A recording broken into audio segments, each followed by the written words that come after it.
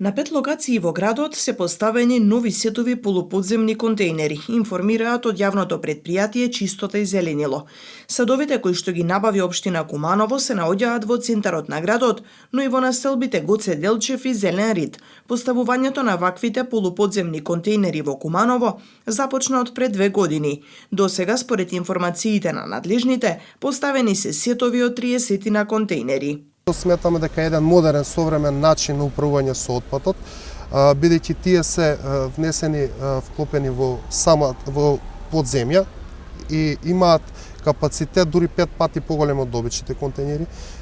Сметот кој што се фрла во нив не се доведуваме во состојба кога дува ветер да излегува од самите контејнери, значи ја зачуваме околу животната средина чиста и она што представуваше најголем проблем и зашто најмногу имавме забелешка од самите граѓани е тоа што камионите на јавното претпријатие, бидејќи работат 24 часа, честопати прават метеж во сообраќајот и затоа сега тие работат редуцирано, многу помалку се интервенира при чистење, празнење на самите контејнери, со што се олеснува работата на самото јавно претпријатие, а од друга страна и граѓаните не им се прави пречки во сообраќајот на самите граѓани, за да не би реагирале. Во моментов вакви контејнери се поставени на вкупно 15 локации. Од Чистота и зеленило велат чекаме дозволи за уште 8 локации.